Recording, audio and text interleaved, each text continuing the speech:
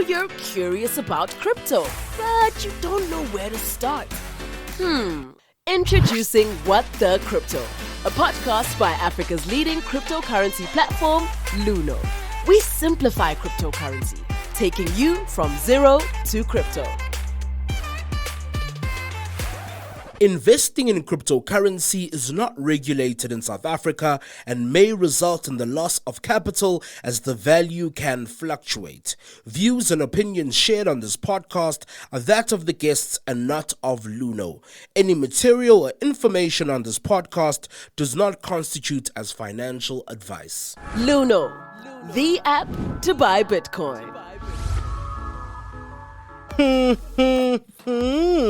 Thank you for pressing play on What the Crypto, a podcast by Luno, Africa's leading cryptocurrency platform. My name is DJ at Large, and today's episode is for those who filled up their crypto wallets. So you've downloaded the Luno app, you've decided on what crypto to buy, you've added them to your wallet. So what now? What should be happening?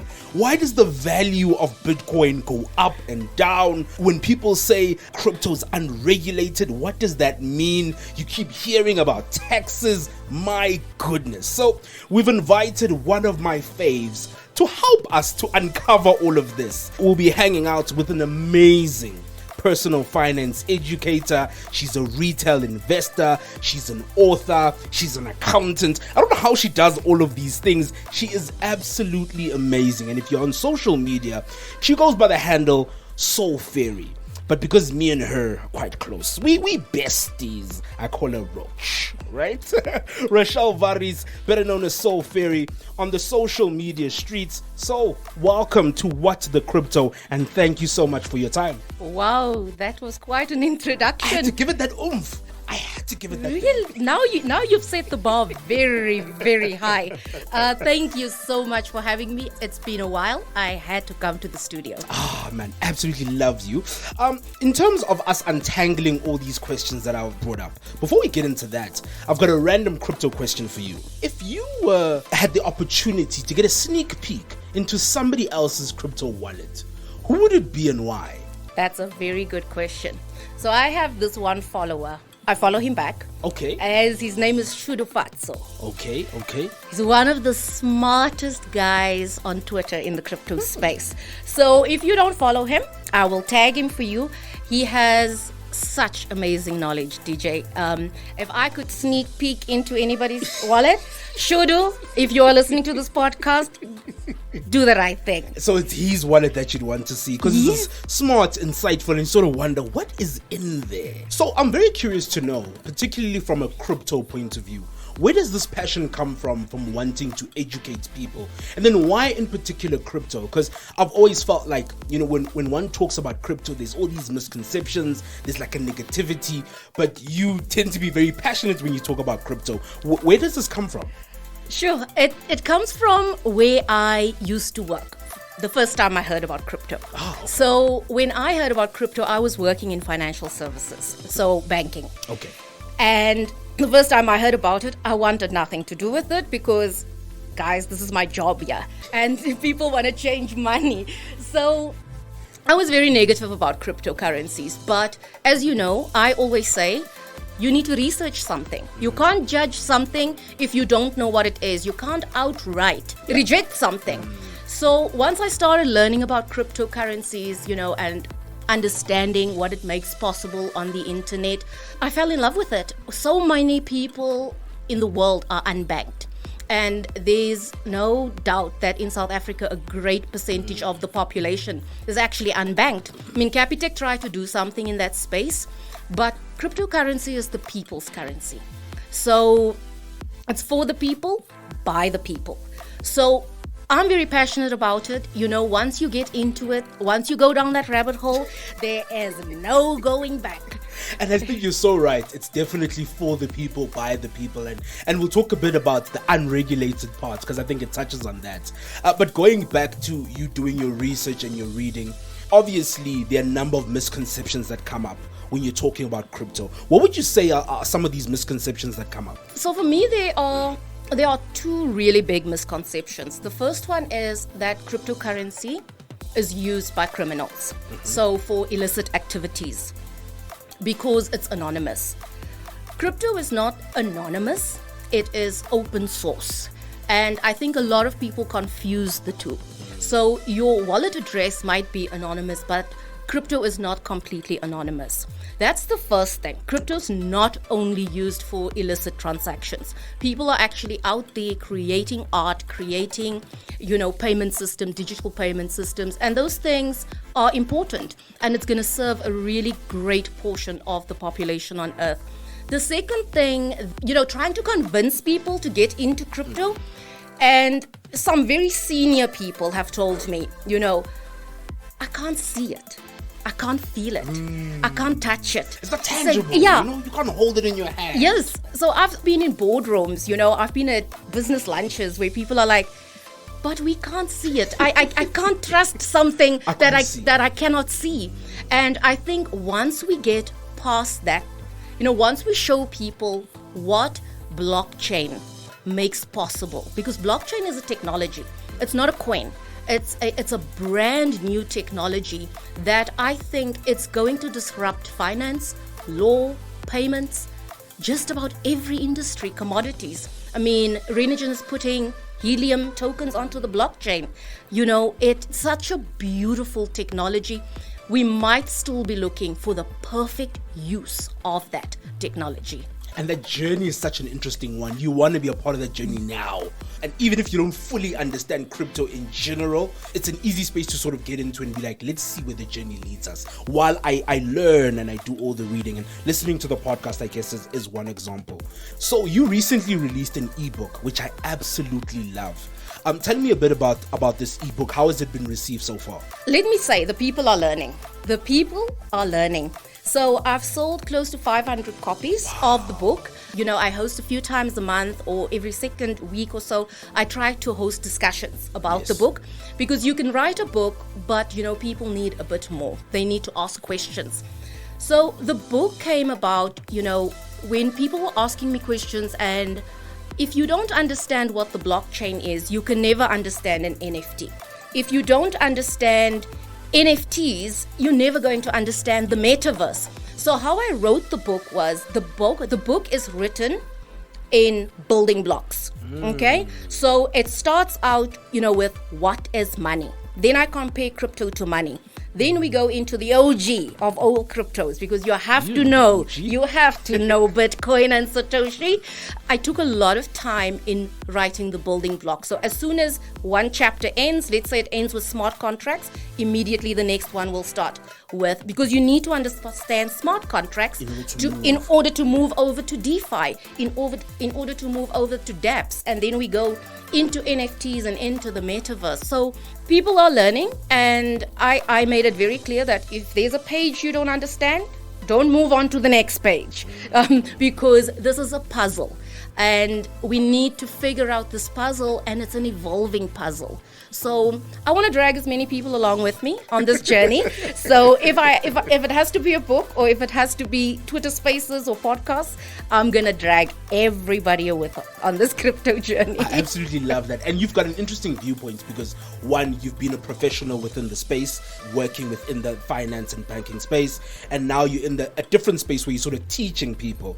And I want you to put on your Sangoma crypto hats for a second. I want you to tell me what you think the future of crypto holds in South Africa. Do you see more people adopting it, particularly because you interact with a lot of South Africans on a daily basis about crypto? From a crypto Sangoma point of view, what do you think the future holds? There are two things. Firstly, we need to find a way to get more people into the space. That's only going to happen by education. It's not going to happen in any other way. The second thing is the regulation is needed. I'm one of the crypto people that wants regulation, because whenever people invest, they need to feel protected. They need to feel that their money is safe. There needs to be systems and processes, etc., in place. So even though crypto, as everybody knows, it is decentralized. Nobody controls it. No one person is in charge. Countries are going to have to work together. It's the only way that we are going to see, some type of regulation, because one country will not be able to do it on their own. I do think South Africans are very open. If we look at the success of a bank like Time Bank that doesn't have any branches, if South Africans are not as stubborn or as opposed to change as what we think, it's just that if you don't understand something, you are going to be a little bit more hesitant of it. So it was the internet, and it was banking, and then it was, a bank that we can't see, we can't touch, we can't feel. We're moving towards crypto, trust me. Yeah, I definitely agree with you. I think there's definitely a revolution and a movement, and there's a hunger to learn. So yes, there's quite a lot of negativity, but then it's like, but why are people being negative? Like, let's read, let's understand it. And I think part of the education part and part of the issue as well is people will say things like, no, but the value of Bitcoin, it's all over the place. It goes up, it goes down. This thing can't be real. Or as an example, a billionaire like Elon Musk will tweet something, and then all of a sudden Bitcoin is up or down. And the education aspect is important. That it's a question that always comes up. What on earth drives the price of cryptocurrency? Is it as simple as Elon Musk can tweet and we're all in trouble? Please, you've got to school us on this, Soul. Let's leave Elon. Elon is going to be number 2. Let me start with what drives the price of anything. Yes. Okay? Yes. The price of anything in any economy is driven by supply and demand. Okay? The scarcer something is, the more expensive it is. The more people want to pay for it. There's only 21 million Bitcoins. Okay? Ever. There are 7.5 billion people on Earth with only 21 million coins. There isn't even enough coins for every millionaire on the planet to get one coin. So supply and demand. So most cryptocurrencies have a fixed supply. If you fix supply and demand increases, then the price must go up. It is basic economics. Okay? The fact that, let's get to Elon. Yeah, because it's caused too many problems. We need to understand where's this thing coming from. He's troublesome, that one. Yes. So, crypto's unregulated. We've said it a few times now. And if something is unregulated, anybody can say anything with no consequences. In my book, I also speak about community is everything in crypto. We call it the people's currency. So, if the people put a heavy reliance on a certain leader, then we're going to follow that leader. Because you cannot have, like 100 million followers and you can pump Doge, you can pump Bitcoin, you can put it on Tesla's balance sheet. With your followers are going to follow. So until we get regulation in the cryptocurrency space, people can tweet what they want to, and others can react how they want to. There isn't a bank that can control this thing. There isn't, a hedge fund or an asset or portfolio manager that can control this thing, because it's all human behavior. If a billionaire, the richest person on earth, likes something, we would want to go along on the journey, right? 100%. You're absolutely right. And I'm glad that you touch on this issue of regulate, because sometimes people throw it around, and I don't think people actually understand what it means when we say it's regulated or it's not regulated. So can we get a little bit into that? What does that actually mean? And then what do the laws in South Africa currently say? Because there's also this fear mongering where people will say, yeah, but if you buy Bitcoin, tomorrow SARS might come and say, bring it back, or whatever the case is. So regulated versus unregulated. And then what is actually going on in South Africa? What are they saying right now? Cryptocurrencies are currently unregulated. It is a fact. There's no regulation in South Africa. What does it mean that it's unregulated? It means that nobody controls it. Nobody governs the rules.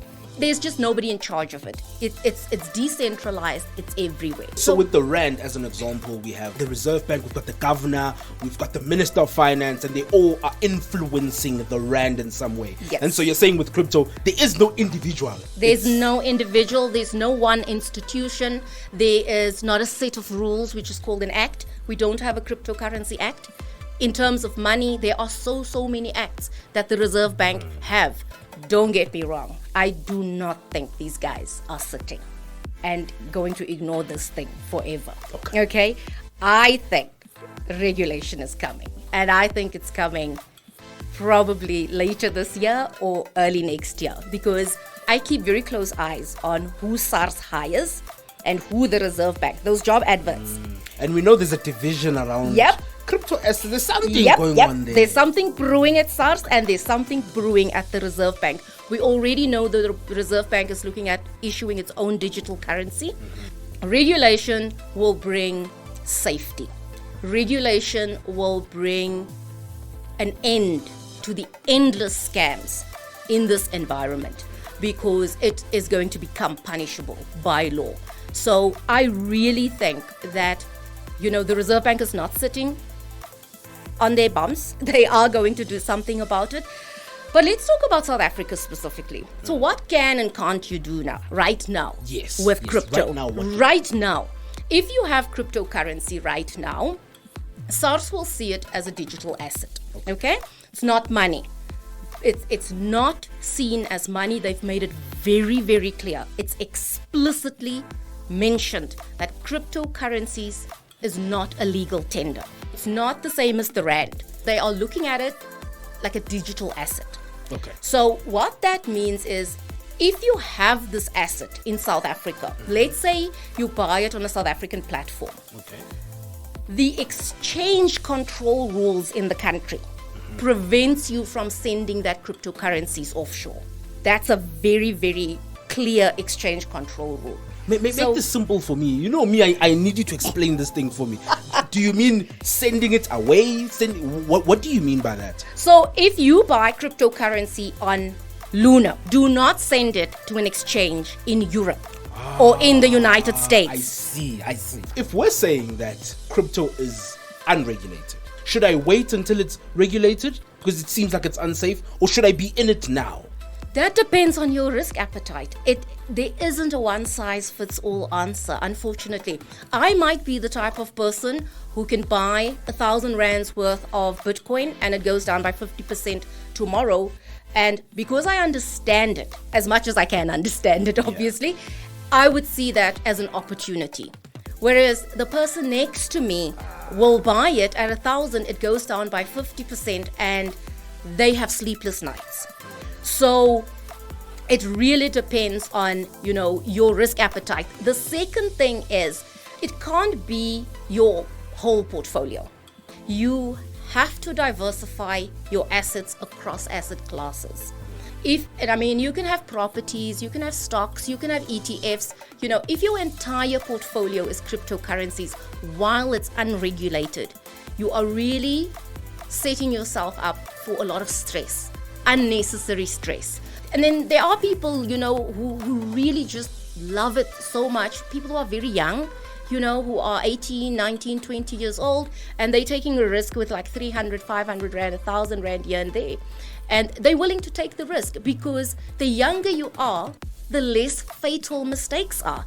You have time to fix those mistakes versus somebody that is 55, that's closer to retirement. They can't take that much risk. And for them, I would say it's probably safer to wait for some type of regulation, but learn as much as you can right now. Learn as much as you can, because an asset class takes decades to develop. Cryptocurrencies are in year 14. The oldest cryptocurrency is now in year 14 of its life. So you want to be on this journey. You just have some skin in the game, and the quicker you get in, the faster you're going to learn. Because if you are not going to learn sitting on the sidelines, if you have 100 rand or 2,000 rand or 5,000 rand in Luno, trust me, you are gonna want to know, why does this price move when Elon tweets? We've gone in this rabbit hole, and this is why I love crypto so much. I'd like to actually take a little bit of a look into your own crypto wallet. What's in there? What do you have in there? I'm very curious to know. The last time I spoke to you, hey, it was a heavy wallet. Hey, had a whole lot of stuff in there. What's currently in your crypto wallet? I haven't made a lot of changes to my wallet. I've just been adding to the coins that I have. So I have this thing. I buy crypto every Friday. I want to make it as unemotional for myself as possible. So every Friday you buy. Every Friday, I decide. I look at in my portfolio and like, what do I need? Which one hasn't hit my target yet? My target number of coins that I want to have. If I have 100,000 Rand, 40,000 of it must be in Ethereum. Okay. 40% of my portfolio is in Ethereum.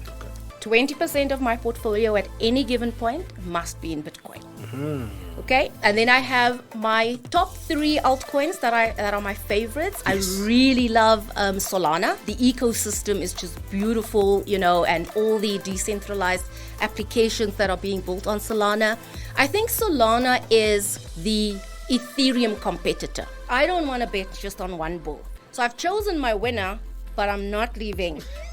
I'm not leaving money on the table. Okay. Then I really love Cardano. I don't know if the listeners are following everything that Charles Hoskinson is doing in terms of blockchain, specifically how they are utilizing blockchain in Africa, in terms of rhino conservation, in terms of renewable energy, in terms of water and electricity to rural parts of Africa, and incorporating the blockchain technology into that. There is a certain percentage of the money from the Cardano Foundation that I think for every Cardano you buy, a certain percentage goes to, rebuilding rainforests, like in Madagascar. So there's so much happening around Cardano. I'm very, very excited about the project. I think the project is still early. It's still early.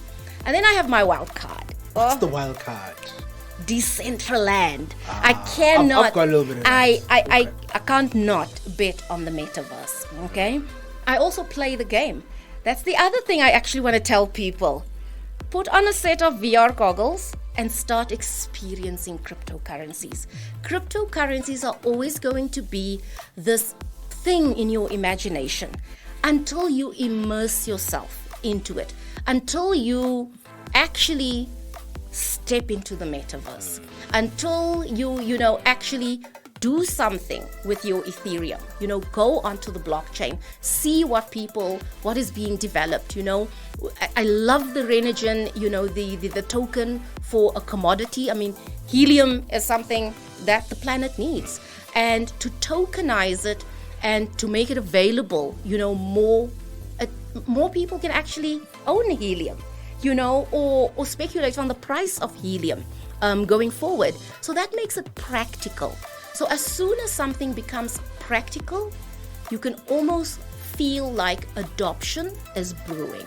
So to people who are new to cryptocurrency, they've listened to numerous episodes of the podcast, they've got into this one, they've bought a little bit of some crypto. How do they immerse themselves in the community? Because there's so much more to just the coin. There's so much more going on. How do they immerse themselves? What should they be reading? What should they be following? Where should they be to get all this information?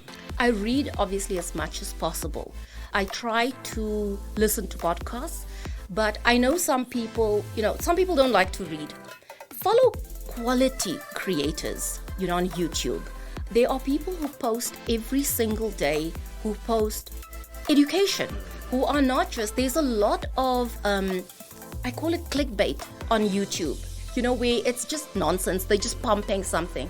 Try to find quality creators who are about educating in this space. The other thing is, most of the cryptocurrency exchanges have something that we call an academy. So, like Luno has on their platform, there's a space to learn, resources to learn. Just start reading, and a lot of the time the analysts and the researchers that's writing the articles, they will refer you to a video here and there. Click on the link, watch the video. Most of the exchanges have that kind of quality information. And then there are really good places, on Discord channels and Telegram channels that people can, where people can, like right now, I'm in a Discord community called Node Whales. And it's a brand new, NFT project where they share. It's like a raffle where we share in the, in the profits that is made. every single week. And it's just immerse yourself into it. Start talking in the Reddit group, start talking in the Discord channels. If you can only do one at a time, just focus on one. This is a journey. We are all still on a journey, and it's going to take a while. But don't sit on the sidelines and wake up when Bitcoin is, 500,000. Because then you're going to have that, that SAB that the 100 Rand turned into 77,000, and then everybody's like, wow, how did I miss that? Don't be, how did I miss that in 2030? Because we are literally screaming at you right now. There's a boat, jump on.